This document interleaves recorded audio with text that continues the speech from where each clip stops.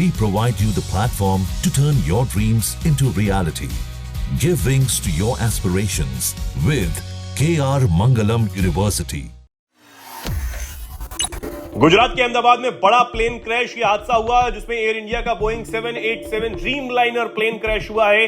इसकी बेहद दर्दनाक और भयावह तस्वीरें लगातार सामने आ रही हैं। गुजरात के पूर्व मुख्यमंत्री विजय रूपाणी बताया जा रहा है इसी प्लेन में सवार थे और लगातार जो जानकारियां हैं वो अभी भी सामने आ रही है। 242 पैसेंजर्स इस प्लेन में सवार थे। लंदन ये विमान जा रहा था, लेकिन अब इस विमान हादसे पर दुनिया भर की प्रतिक्रियाएं भी सामने आने लगी हैं। पहले ब्रिटेन की तरफ से प्रतिक्रिया सामने आई और अब रूस ने भी बयान जारी कर दिया है। जी हां, भारत में रूसी एम्बेसडर डेनिस एलिपोव उनकी तरफ से एक बयान सामने आया है और उन्होंने अपने बयान में कहा है कि यह दिल दहला देने वाली खबर अहमदाबाद से सामने आ रही है। इस दुखद भरी आपदा पर पीड़ितों के परिवारों, प्रियजनों और सभी भारतीय लोगों और भारत सरकार के प्रति मेरी हार्दिक संवेदना है। डेनिस एलिपोव जो कि भारत में रूसी एम्बेसडर हैं, उन्होंने इस हादसे पर दुख जताया है और ये बड़ी बात उन्होंने की है।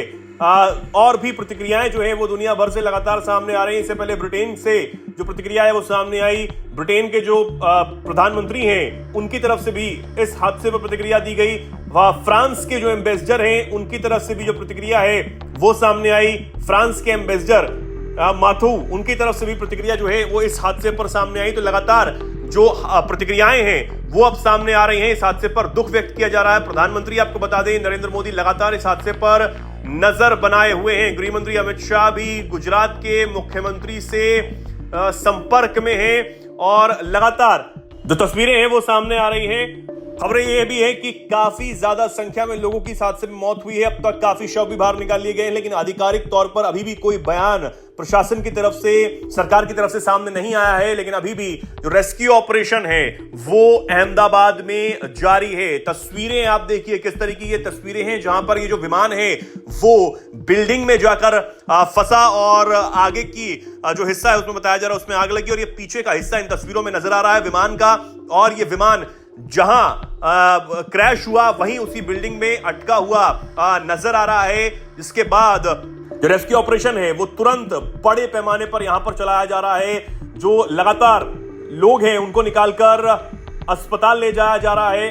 खबर यह भी है कि काफी ज्यादा संख्या में इस हादसे में लोगों की मौत हुई है, लेकिन फिर भी अभी आधिकारिक तौर पर पुष्टि होना बाकी है कि कैसे यह हादसा हुआ और कैसे चीजें हुई हैं। हालांकि ये जांच का विषय है कि कैसे यह हादसा हुआ, एकदम से ऐसा क्या हुआ जो ये विमान टेक ऑफ करने के 2 मिनट के अंदर ही क्रैश हो गया।